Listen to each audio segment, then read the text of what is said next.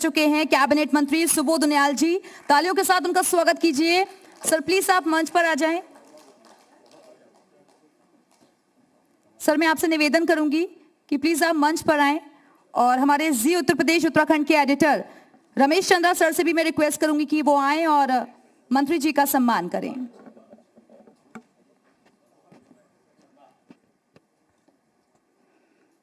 जोरदार तालियों के साथ स्वागत कीजिए।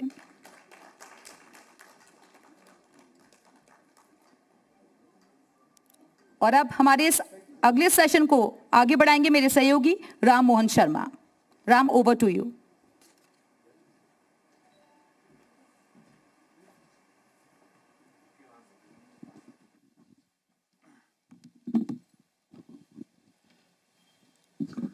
बहुत बहुत शुक्रिया दिव्या आपका, और मंत्री जी का एक बार फिर से स्वागत है। हम जब उत्तराखंड में हैं या किसी भी प्रदेश में हम जब संवाद करें उस प्रदेश की तरक्की के बारे में,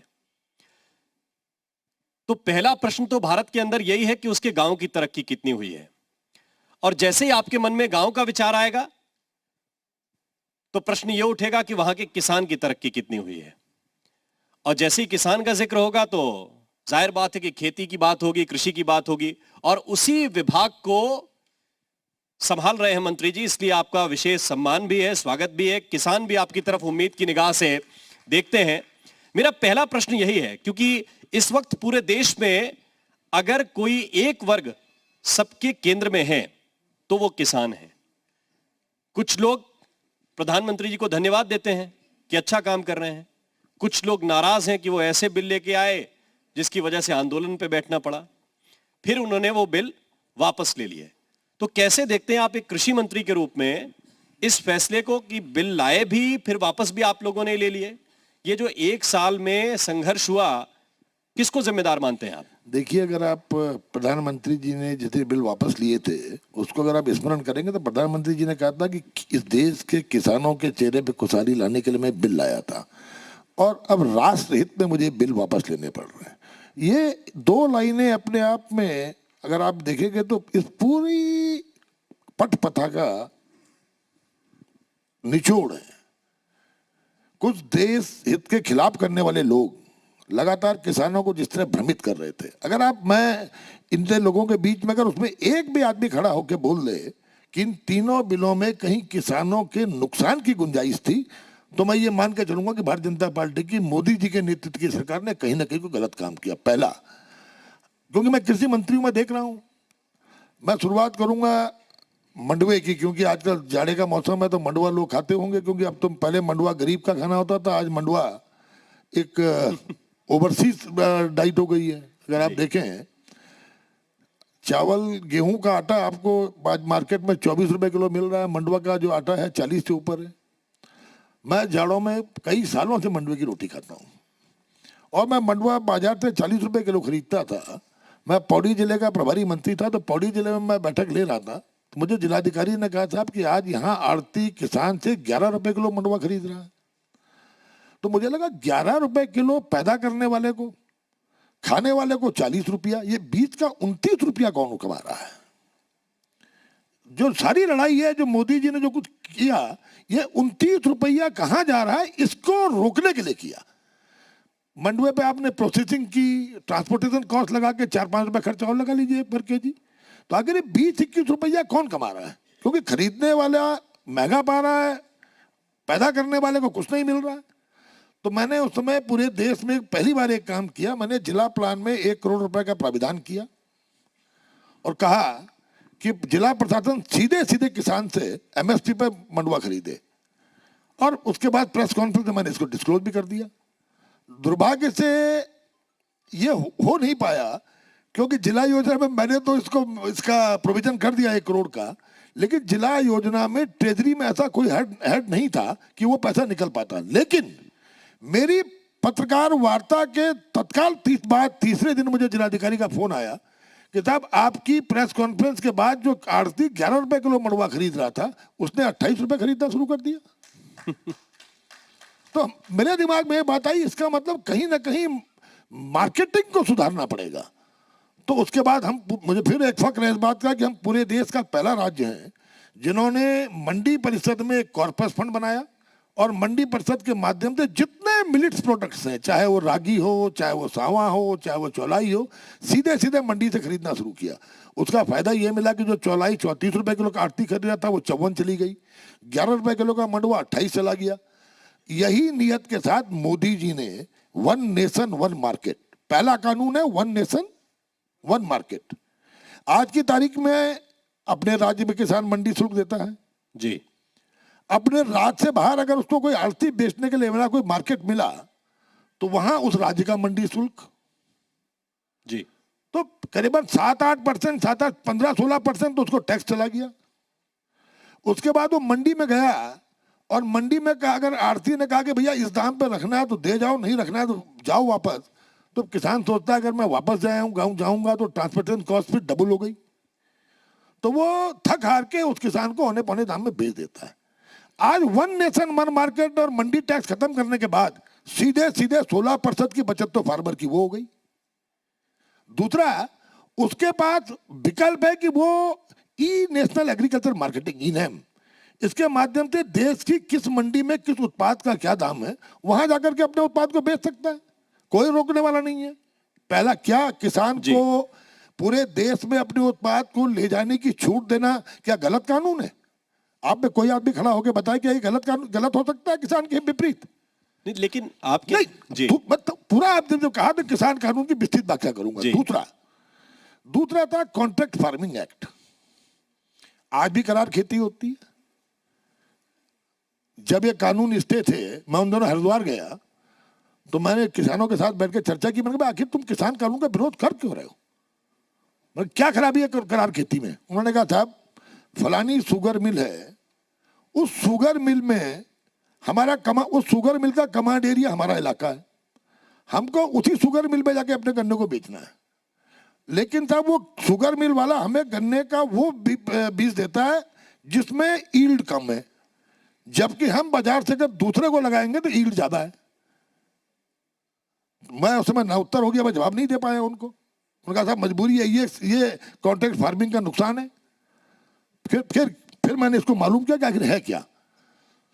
तो मिल वाले ने बोला साहब क्योंकि जितनी आपकी शुगर मिल्स हैं इनके कमांड एरिया तय है कि ये कमांड एरिया, यहाँ के किसान इसको बेचेंगे, यहाँ के किसान इसको बेचेंगे।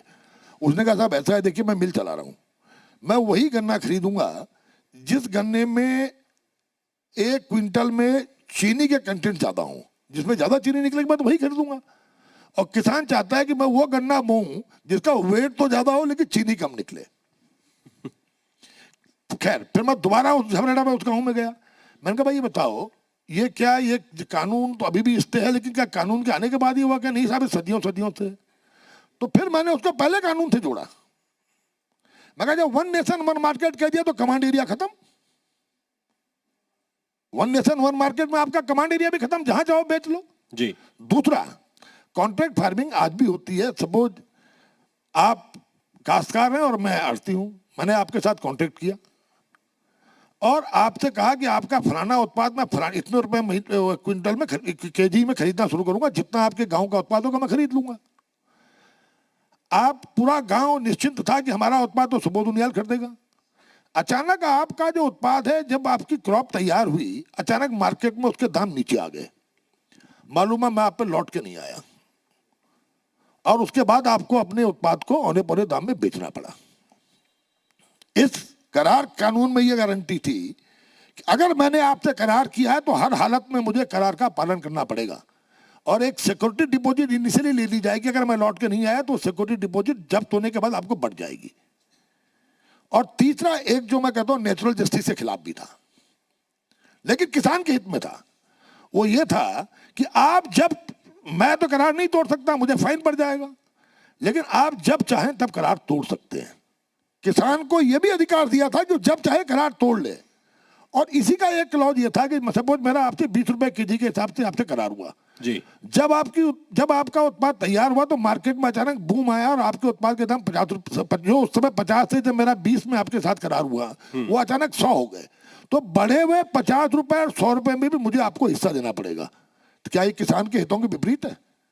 और तीसरा सबसे बड़ी बात जो गुमराह करने का काम किसान को किया वो ये है कि ये ऑप्शनल था, ये कंपल्सन नहीं था। जी, आपको पसंद नहीं है मत करिए करार खेती। तो जब कोई चीज ऑप्शनल हो तो उसका विरोध किस बात का? कोई थोपने वाली चीज हो उसका विरोध हो। तीसरा, essential commodity act. Essential commodity act में 5 चीजों को एग्जेम्प्ट किया गया: गेहूं, चावल, टमाटर, प्याज और आलू। मुझे भी लगा कि ये नियम, ये गलत कानून बना दिया इन्होंने, इससे जमाखोरी बढ़ेगी। लेकिन क्योंकि कृषि मंत्री था, जवाब देने होते तो मैंने इसका जब पूरा बैठ के इसको देखा कानून को, तो भाई चावल और गेहूं हमारे देश में सरप्लस है, इसके उत्पादन तो सरप्लस है। सरप्लस चीज की जमाखोरी कौन करेगा? ऐसा कौन विद्वान है जो टमाटर की जमाखोरी करेगा? गोयल साहब आप करेंगे? दूसरे दिन के बाद सारा पैसा बेकार हो जाएगा, 2 दिन बाद टमाटर सड़ जाएगा। अब बचा आलू प्याज। आलू प्याज की जमाखोरी की गुंजाइश थी और अचानक आपने देखा होगा कृषि कानून बनने के बाद आलू और प्याज के दाम बहुत तेजी से बढ़े। तुरंत भारत सरकार ने संशोधन करके रिटेलर के लिए 50 क्विंटल और होलसेलर के लिए 200 क्विंटल की कैपिंग कर दी। अब सवाल यह है कि करना क्यों पड़ा? इसेंशियल कमोडिटी एक्ट में 5 चीजों को क्यों एग्जाम करना पड़ा? उसके पीछे कारण था, आज हर आदमी इंडस्ट्री खोलने के लिए जाता है, रियल एस्टेट में तमाम लोग इन्वेस्ट कर रहे हैं। एग्रीकल्चर सेक्टर के इंफ्रास्ट्रक्चर के लिए कोई आदमी इन्वेस्टमेंट में करने के लिए नहीं आता। इसी नजर से मोदी जी ने 1 लाख करोड़ का एग्रीकल्चर इंफ्रास्ट्रक्चर फंड लॉन्च किया जी, जिसमें तमाम तरह के इंसेंटिव इन्वेस्टर्स के लिए थे। उनका यह था कि आखिर जब आप इंसेंटिव दोगे तो जो इन्वेस्टर है वो एग्रीकल्चर सेक्टर में आएगा और किसान को godown, cold storage, warehouses, इसकी सुविधा मिलेगी। उसके पीछे भी नियत किसान का भला करने की थी। लेकिन हकीकत यह है कि जो लोग किसान के उत्पाद को कम जो 28 रुपए खाने वाले लोग थे, जो किसान के उत्पाद को खरीद देते थे और उसको एक्सपोर्ट करने का काम करते थे, उनको लगा कि 1 नेशन 1 मार्केट से हमारा ये धंधा चौपट हो जाएगा। और देश के किसानों को भ्रमित करने का काम आड़तियों ने किया। ये ग्रुप ऑफ आड़ती था, ये किसान नहीं थे। किसानों को कहीं ना कहीं, लेकिन जब ये लगा कि देश में एनार्की की स्थिति हो रही है, तो जो व्यक्ति देश के सर्वोच्च पद पे बैठा हो, जिस व्यक्ति को देश के अंदर शांति व्यवस्था बनाने की जिम्मेदारी 130 करोड़ की देश जनसंख्या के लोगों ने दी हो, उसका धर्म बनता है कि वो शांति व्यवस्था को बनाना सर्वोच्च प्राथमिकता रखे। और वही कारण आदरणीय प्रधानमंत्री ने कहा कि मैं देश हित में इसको वापस ले रहा हूं। नहीं, लेकिन पॉइंट इसके साथ ये भी है कि क्या उत्तर प्रदेश के चुनाव, उत्तराखंड के चुनाव, पंजाब के चुनाव भी इसके केंद्र में रहे? मैं इसलिए ये पूछ रहा हूं क्योंकि आपने ये कहा और आपकी जो आप आज समझा रहे हैं, ये पिछले 10-12 महीने आप लोगों ने समझाया। दुर्भाग्य से 10-12 महीने देखिए, मोदी जी ने स्पष्ट कहा है कि हम इसको समझाने में सफल नहीं हुए। दुर्भाग्य से वास्तव में हकीकत ये है कि ऐसा माहौल बन गया था कि समझने को कोई तैयार नहीं था। मेरी बात सुनिए, एक बहुत बड़ा वर्ग है जो आपकी बात को एक्सेप्ट भी कर रहा था जी, एक बहुत बड़ा वर्ग है, किसानों का वर्ग है। आप कह रहे हैं कि कुछ आड़तीय थे जो लोगों को बरगला रहे थे, मैं इस बात से भी सहमत हूं। लेकिन क्या एक अच्छी चीज जिसको कहते हैं कि हमें कड़वी दवाई देनी है, आपको कृषि क्षेत्र अभी तो वहीं आ गया जहां पे था, जिस जगह पे था नहीं, कानून आए, ऐसा नहीं है, फिर वापस वहीं ऐसा नहीं है। देखिए, अगर आप ओवरऑल देखेंगे, मैंने आपसे कहा ना, मैं भी आपकी शुरुआत आपने कृषि कानून से की, इसलिए मुझे बोलना पड़ा। अब थोड़ा सा मैं कृषि कानून को कंक्लूड कर दूं। जो आपने एक बात कही कि इसमें चुनाव दिखाई दे रहे थे, देखिए चुनाव में हर तरह का तत्व जो है एक्टिव होता है। भारतीय लोकतंत्र की जहां बहुत खूबसूरतियां, वहां भारतीय लोकतंत्र की कुछ कमियां भी हैं।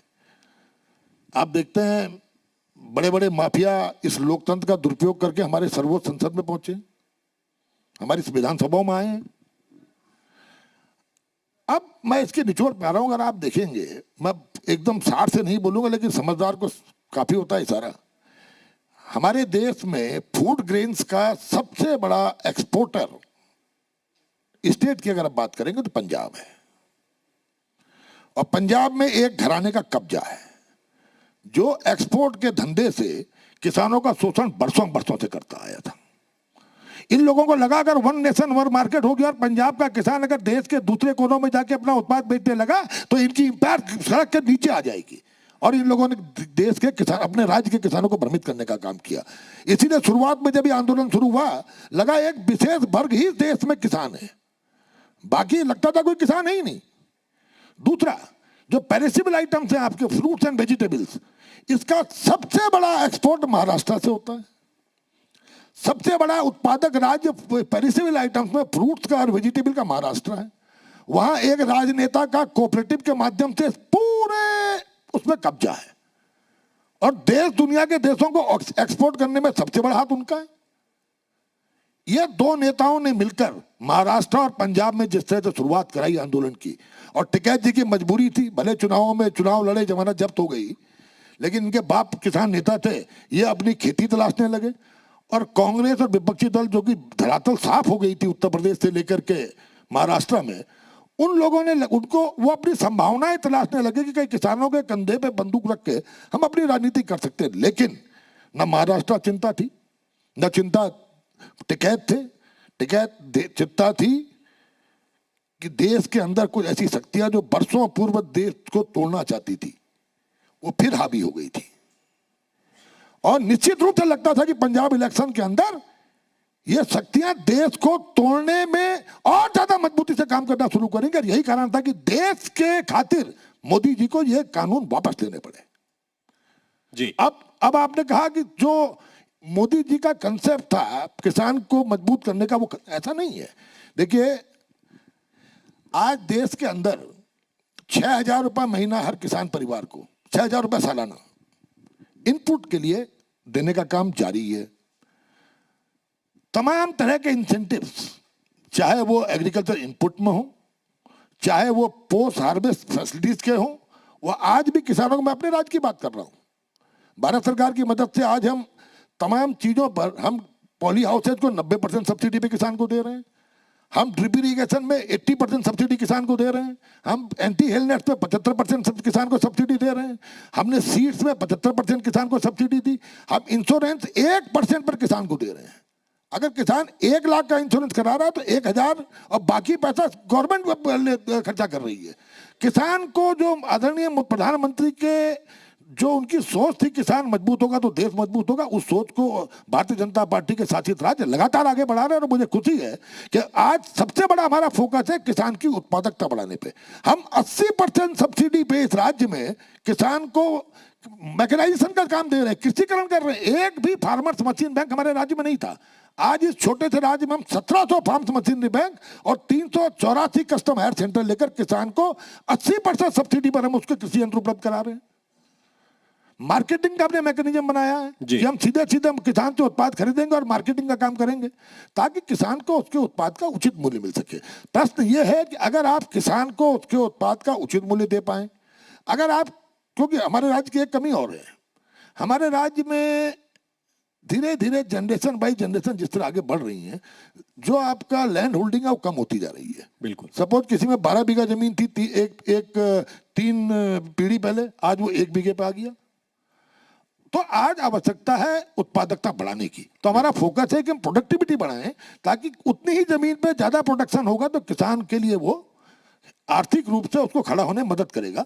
और इसीलिए हमने हाइब्रिड सीड्स पे और हाई डेंसिटी प्लांटिंग मटेरियल पर काम करना प्रारंभ किया। और हम पहला राज्य है देश का, हम ऑर्गेनिक एग्रीकल्चर एक्ट लेके आए। आज पूरे दुनिया में ऑर्गेनिक उत्पाद की डिमांड है। और मुझे खुशी है कि जब हमारी सरकार बनी थी, हम 2.3% जमीन पर हम ऑर्गेनिक खेती कर रहे थे। आज हम 50% खेती पर इस राज्य की ऑर्गेनिक खेती कर रहे हैं। और न केवल इतना, किसान और बिचौलिया जो किसान और कंज्यूमर के बीच में था, उसको हटाने के लिए हम 1300 आउटलेट्स बना रहे हैं जिसमें किसान अपना उत्पाद सीधे सीधे अपना जो है कंज्यूमर को बेचेगा। हम 7 करोड़ टूरिस्ट पे फोकस करके काम कर रहे हैं कि ताकि 1300 आउटलेट्स के माध्यम से जो हम 12,500 क्लस्टर्स, यानी एक क्लस्टर पे 20 हेक्टेयर जमीन है, 50 किसान है, यानी 6 लाख किसानों को सीधे सीधे जी हम क्लस्टर कंसेप्ट में, जिसपे 10 लाख रुपया इनपुट पर क्लस्टर को हम मुफ्त में दे रहे हैं। और उसके बाद उसको आउटलेट उपलब्ध करा रहे हैं कि आउटलेट के माध्यम से अपने उत्पाद को सीधे कंज्यूमर को बेचे और बिचौलिए की भूमिका गायब हो जाए। तो आज फोकस करना पड़ेगा बिचौलिए को गायब करने पर। जिस दिन आपने बिचौलिया गायब कर लिया, इस देश का किसान सशक्त होकर सशक्त भारत के सपने को पूरा करने में सबसे मददगार साबित इसका होगा। एक तरीका तो ये है जो आज किसान मांग रहे हैं। आपने सबसे पहले अपने वक्तव्य के शुरुआत में उदाहरण ये दिया कि एक फसल है, उसकी आपने एमएसपी की बात कही, 11 से 28 में उसी बाजार में बिक गई। आज के जो किसान हैं, जो कानून वापस हुए उसके बाद वो कह रहे हैं हमें एमएसपी दे दीजिए। देखिए, क्या आप इस बात का समर्थन करते हैं कि किसान को एमएसपी मिलनी चाहिए? आप मेरी छोड़ लीजिए, मैं कह रहा हूं जो लोग एमएसपी की बात कर रहे हैं वही किसान के सबसे बड़े दुश्मन है। अगर एमएसपी लागू हो गया तो वो तीन किसी कानून से भी ज्यादा खतरनाक होगा इनके लिए। वो इनके लिए उससे भी ज्यादा खतरनाक होगा। कैसे? अरे देखिए, आज किसान का क्या होता है, एमएसपी का मतलब क्या है? एमएसपी में सरकार व्यापार नहीं करती। सरकार का काम व्यापार करना नहीं है। अगर सरकार व्यापार करने लगे तो बाकी लोग, गोयल साहब कहाँ जाओगे आप लोग? व्यापारी का काम व्यापार करना है। सरकार एमएसपी पे उतना ही उत्पाद खरीदती है जितना सरकार को पीडीएस सिस्टम के लिए आवश्यकता होती है। ये भी जानते हैं। जो हम राशन की दुकानों से उत्पाद बेचते हैं उसको सरकार किसानों से एमएसपी पे खरीदती है और राशन की दुकानों में बेचती है। सरकार का काम केवल इतना एमएसपी का होता है। वो जो बाकी उत्पाद नहीं बिक पाता उसको ही तो ये लोग खरीदा करते थे कम दामों पे और बड़े ऊंचे दामों पर एक्सपोर्ट किया करते थे। तो अगर सरकार ने ये है कि सरकार नियम बना दे कि भाई गेहूं है 20 रुपए से आप देखिए भाई साहब, सस्ता नहीं करेंगे। रवि जी ना, राम जी नियम बना दिया कि साहब आप गेहूं जो है 25 रुपए किलो खरीदेगा जिसको भी खरीदना है। ठीक है साहब, सरकार ने जितना एमएसपी में खरीदना है खरीद लिया। सपोज 1 लाख क्विंटल गेहूं पैदा हुआ, 10 लाख क्विंटल गेहूं सरकार ने खरीद लिया एमएसपी पे, बचा 90 लाख क्विंटल और हमने एमएसपी कर दी साहब 25 रुपया। आप किसान को कैसे मजबूर करेंगे ना, आप सॉरी, किसान आपको कैसे मजबूर करेगा कि आप 25 रुपए में खरीदो? खरीदार आप हैं, आपकी किसान की जो होगी जिस तरह से आप किसान को बरगला सके उतने दाम में हम खरीदेंगे। एमएसपी तो केवल गवर्नमेंट सेक्टर में काम करती है महाराज, प्राइवेट सेक्टर में एमएसपी काम ही नहीं करती। प्राइवेट सेक्टर में जो खरीदार और बेचने वाले दोनों के बीच का समझौता होता है। एमएसपी में कोई कैसे आप उसको इंपोज कर लेंगे? आप इंपोज नहीं कर सकते। आप सब्जी देखते हैं, कहीं सब्जी किसी मार्केट में 20 रुपए दर्जन केला है, कहीं 25 रुपए दर्जन है, कहीं 30 रुपए दर्जन है। ये मार्केट पर डिपेंड करता है। लिहाजा एमएसपी का आप आम दुकानदार से आम कंज्यूमर को एमएसपी में बेचने की जो बात सोचते हैं ये संभव नहीं है। ठीक, मैं आगे बढ़ता हूं। आप चूंकि सरकार के प्रवक्ता भी हैं तो विषय बहुत सारे हैं जी हाँ। उत्तराखंड के विषय में। एक तो मुझे आपके अभी हाल की प्रेस कॉन्फ्रेंस याद आ रही है जिसमें कहा गया कि रोजगार नौकरी आप लोगों ने दिए नहीं, इसके बाद आप प्रेस कॉन्फ्रेंस करने आए। क्या इस वक्त स्थिति है? देखिए, कितने लोगों को रोजगार दिया? क्योंकि कहा तो यह गया कि आप 3000 लोगों की लिस्ट नहीं दे पाएंगे। देखिए, मैंने उस दिन खुला चैलेंज किया था कि हरीश रावत जी जगह बता दें और टाइम बता दें। जो उन्होंने कहा था कि अगर भारतीय जनता पार्टी की सरकार ने 3200 लोगों को रोजगार दिया होगा तो मैं राजनीति से रिटायरमेंट ले लूंगा। मैंने बकायदा 15,000 से ज्यादा जो रोजगार हम दे चुके हैं उसकी सूची जारी करते हुए कहा था। और ये भी उसमें से 8,000 तो केवल लोक सेवा आयोग और अधीनस्थ सेवा आयोग से है, जिसपे इनमें क्या फर्क आप देख रहे हैं? फंक्शन जब वाडेकर साहब के नेतृत्व में इंडिया ने पहली बार वेस्ट इंडीज में सीरीज जीती थी और इंग्लैंड में, तो वाडेकर वाह होता था जी। जब गावस्कर आए तो लोग वाडेकर को भूल गए। गावस्कर साहब के बाद जब कपिल देव आए तो लोग गावस्कर को भूल गए। सचिन तेंदुलकर आए तो लोग कपिल को भूल गए। विराट कोहली आए तो लोग सचिन को भूल गए। तो महाराज ये तो जमाने के साथ चलना पड़ेगा। हर किसी के सामने परिस्थितियां अलग अलग होती हैं। अब परिस्थितियों का कौन किस तरह से निर्वहन करे, क्योंकि अब इस समय यंगस्टर्स का जमाना है, दामी यंग लड़का है, तो नेचुरली यंग लड़के में दौड़ने की शक्ति ज्यादा होती है। तो यंग आदमी है तो राज्य भी अभी नौजवान राज्य है, तो दोनों जवानियां मिलेंगी तो मैं समझता हूँ रफ्तार बढ़ेगी। मैं जो पूछ रहा था, मैं ये पूछ रहा हूं कि ये जो फंक्शन आप देखिए, समय मैंने आपसे कहा ना, हर समय अलग होता है। आज भारत तमाम देशों में जाके सीरीज जीत चुका, वाडेकर साहब के नेतृत्व में जब पहली बार इंडिया ने इंग्लैंड में और वेस्ट इंडीज में सीरीज जीती थी तो वाह वाह हुई थी। तो परिस्थितियां अलग। अगर आज आप विराट कोहली जाकर के अगर जाके वेस्ट इंडीज में सीरीज जीतते तो कोई बड़ी बात नहीं होगी। राजनाथ सिंह जी आए थे, उन्होंने कहा कि धामी जी 2020 के बल्लेबाज हैं। अब 2020 की जो लोग फंक्शनिंग को जानते हैं वो ये भी जानते हैं कि जो शुरुआती बल्लेबाज होते हैं वो सीधे शॉट लंबे खेलते हैं और जो पीछे के बल्लेबाज होते हैं वो रिवर्स स्वीप तगड़े मारते हैं। विकेट कीपर के ऊपर से उड़ा दिया। अब देवस्थानम बोर्ड वाला एक पीछे से उड़ा दिया धामी जी ने। अब इसके बाद क्या क्या उड़ाने वाले हैं? देखिए ये जो पीछे शॉट मारने की कला है सवाल उड़ाने ये का बताई गई है या पहले से थी तो इन्हें लाया गया? देखिए सवाल उड़ाने का नहीं है। भारत एक लोकतांत्रिक देश है। अंबेडकर साहब को आज भी सब पूजा करते हैं कि साहब हमारे संविधान के निर्माता अंबेडकर साहब हैं, लेकिन समय काल और परिस्थिति के अनुसार अंबेडकर साहब के संविधान में कई बार संशोधन हो गए। तो अगर त्रिवेंद्र जी के बनाए हुए कानून पे एक संशोधन हमने भी कर लिया तो उसमें कौन तो बहुत बड़ी बात होगी। समय काल और परिस्थितियां हैं। आज लोकतंत्र, हमारे लोकतंत्र की एक बहुत खूबसूरती है। हम निर्णय कानून जनता के भले के लिए बनते हैं, कानून जनता पे थोपने के लिए नहीं बनते। अगर हमने कोई कानून बनाया और महसूस हुआ कि जनता को यह कानून थोपा हुआ कानून लग रहा है तो उसको वापस लेने में कभी गुरेज नहीं होना चाहिए।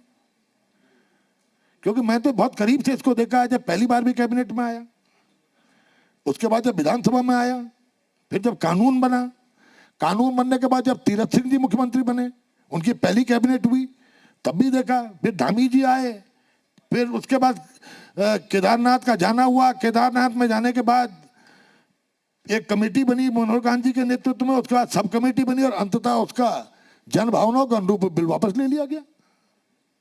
इतनी भर कहानी है। नहीं, लेकिन इस कहानी से विपक्ष की तो पूरी कहानी घूम गई। वो तो कह रहे हैं हम सरकार में आएंगे तो हटाएंगे।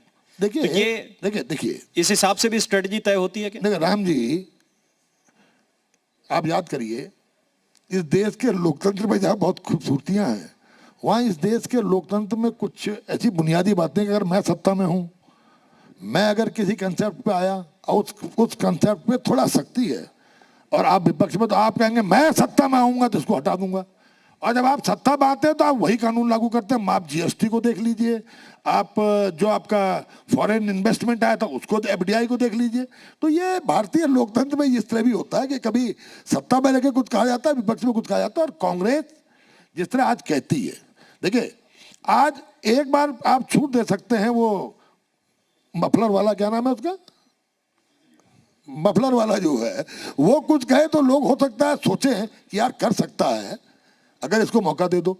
लेकिन जो पार्टी सत्ता में रह चुकी है और जिसका नेता मुख्यमंत्री के रूप में इस राज्य में 3.5 वर्ष तक लूटपाट का जो नंगा खेल उन्होंने खेला, जिस तरह माफिया राज उन्होंने इस राज्य के अंदर स्थापित किया, शराब माफिया, खनन माफिया इस राज्य में हावी रहे, अगर वो कुछ कहें तो विश्वास नहीं होता। तो मफलर वाले भी तो तैयार बैठे हैं। मफलर वाले 300 यूनिट दिल्ली में तो बांट नहीं पाए। उत्तराखंड में जहां इतने संसाधन हैं, जिस दिल्ली के अंदर संसाधनों की कमी नहीं है, वहां तो आप 300 यूनिट बांट नहीं पाए।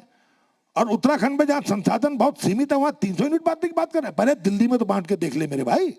जिस दिन दिल्ली में 300 यूनिट फ्री कर देगा उस दिन उत्तराखंड में आगे बात करना। ठीक, एक सवाल ये भी है, आपको आपके बारे में कहा जाता है कि बहुत से लोग पिछले दौर में कांग्रेस से आए बीजेपी में, लेकिन वैसे जम नहीं पाए बीजेपी के अंदर जैसे सुबोध उनियाल जी जम गए। देखिए प्रश्न जमने का नहीं है, हम लोग सामाजिक लोग हैं।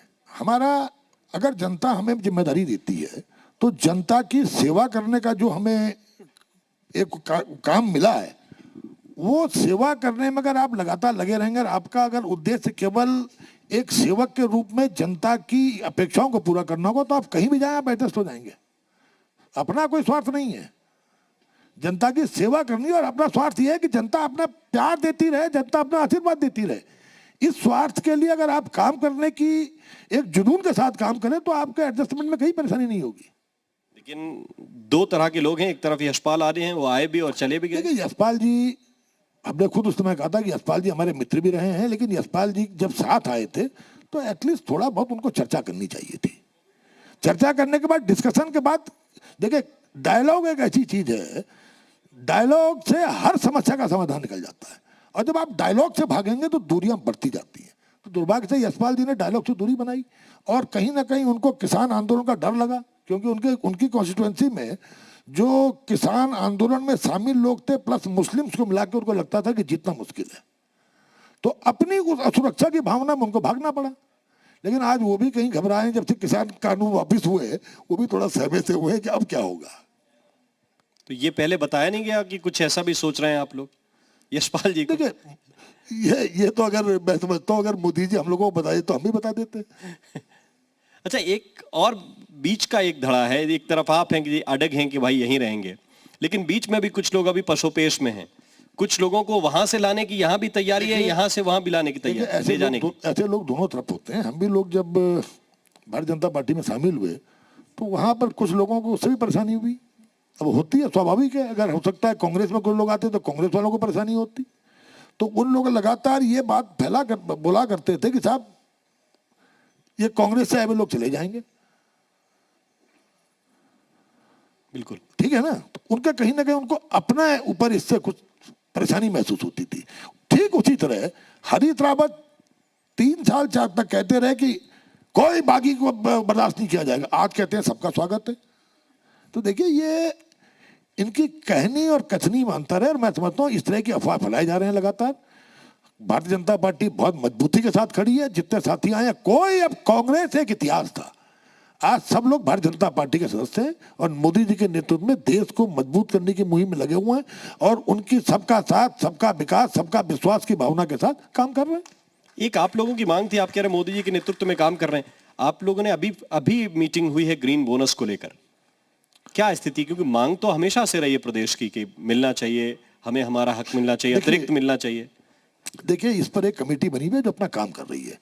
हमारा सबमिशन ये था जीएसटी बैठक में, मैंने उसमें गया था, मैंने कहा था जीएसटी बैठक में कि जब तक आप इस पर अंतिम निर्णय लेते हैं तब तक कुछ ना कुछ हमें दें, ताकि जो पूरे देश की पर्यावरण की सुरक्षा में जो हमारी भागीदारी है, आज हमारे राज्य का 70% का, पहले 65% के आसपास फॉरेस्ट था, 70% हो गया। तो हमारे राज्य में 70% फॉरेस्ट को प्रिजर्व करके हम देश के पर्यावरण की जो सुरक्षा कर रहे हैं, इसका कुछ ना कुछ हमें मिलना चाहिए। क्योंकि आखिर हमारे यहाँ सड़कें बननी हो, हमारे यहाँ बिजली की लाइनें जानी हो, हमारे यहाँ पानी की लाइनें जानी हो, तो इस फॉरेस्ट की रक्षा करने के चक्कर में हमको उचित तमाम चीज़ों में परेशानियाँ हुआ करती हैं। एनपी भी जमा करना पड़ता है, तमाम तरह के फॉरेस्ट की लैंड के पैसे देने पड़ते हैं। तो आखिर हमको भी कुछ हक है कि आखिर इसको प्रिजर्व करने के बदले हमें कुछ ना कुछ मदद मिले। तो ग्रीन बोनस का मामला जब तक तय नहीं होता तो हमें कंपनसेट करें, ये हमने सबमिशन दिया था। कुछ बात आगे बढ़ी है? क्योंकि ये पहली बार सबमिशन नहीं गया। आने दीजिए 4 तारीख को, मोदी जी आ रहे हैं 4 तारीख को। तो अगला सवाल उसी को लेकर है कि मोदी जी तो आ रहे हैं, दूसरी तरफ दिखाई नहीं दे रहे लोग। मतलब मोदी जी आ रहे हैं, विपक्ष में नहीं दिख रहे बड़े नेता मुझे। राहुल गांधी जी, सोनिया जी। राहुल जी बड़े नेता है? बात पहली बार सुन रहा हूं। अगर बड़े नेता होते तो कांग्रेस धरातल पे क्यों चली जाती भाई? नहीं, आप ही मानते रहे। मैंने कभी नहीं माना हमारा। टर्म से पहले मुझे अभी एक दिन हरीश रावत जी मिल गए एक शादी के प्रोग्राम में जी। अब हो सकता है वो फोटोज भी कुछ लोगों ने वायरल की थी, तो पूछे सुबोध जी आप कब लौट रहे हैं घर? मैंने कहा लौट जाऊंगा, आप राजनीति से रिटायरमेंट ले लें और राहुल गांधी कांग्रेस से इस्तीफा दे दें। अगर राहुल, ये बताइए, पूत कपूत तो का धन संचय, पूत सपूत तो का धन संचय। मोतीलाल नेहरू की वो विरासत जिसको बरसों बरसों तो देश के लोगों ने बहुत सम्मान की दृष्टि से देखा, आज वो भारत के अंदर विपक्षी दल के रूप में नहीं बन पा रही है। आखिर किसके ऊपर ये जिम्मेदारी जाती है? माँ बेटे के ऊपर? माँ बेटे की बपौती नहीं है देश। मोतीलाल नेहरू, जवाहरलाल नेहरू और इंदिरा गांधी को अगर इसके लोग, देश के लोगों ने सम्मान किया तो उन्हें स्वतंत्रता संग्राम में उनकी भागीदारी को देख के किया। कब तक आप उनके नाम का खाओगे? तो महाराज ये Congress, once upon a time there was a Congress.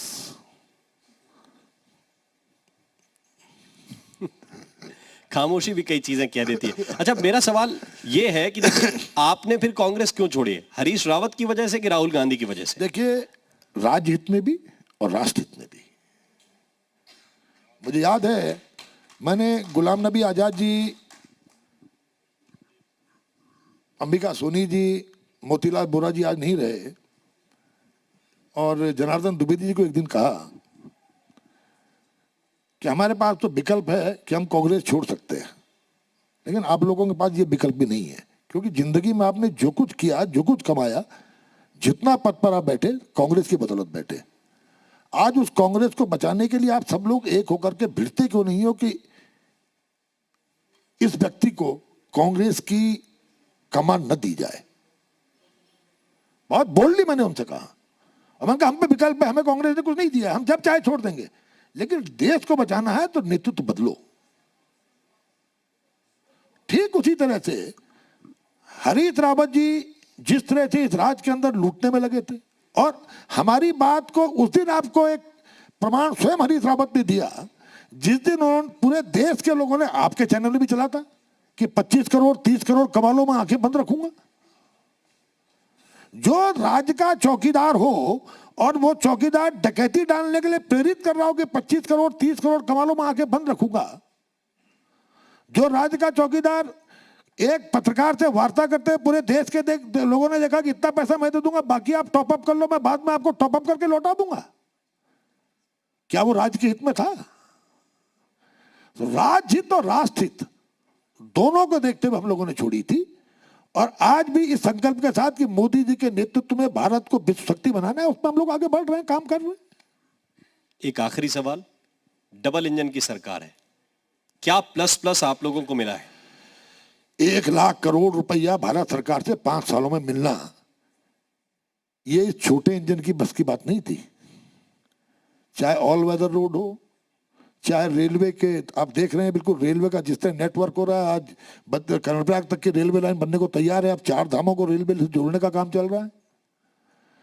इसके अलावा सीआरएफ में हमको जो सैकड़ों करोड़ की सड़कें मिली, जो तमाम ब्रिजेज हमें मिले, जो पीएमजीएसवाई के तहत हमने गांव-गांव में सड़क पहुंचाने का काम किया, हर घर नल हर घर जल।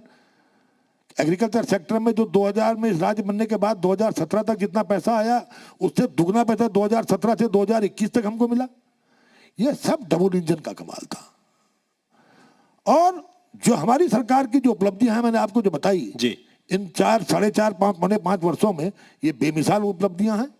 ये उपलब्धियां भी इसलिए भी कि जो गाड़ी का आगे का इंजन था वो बड़ा इंजन था, वो मोदी जी वाला इंजन था, और इस छोटे इंजन को मोदी जी के इंजन ने एक ताकत दी, और बहुत तेजी से हमारी गाड़ी उत्तराखंड में दौड़ रही है, और निसंदेह 2022 में फिर ये डबल इंजन की सरकार यहाँ पर स्थापित होगी। विधानसभा क्षेत्र से लौटे हैं जी, कैसा माहौल देख के आए?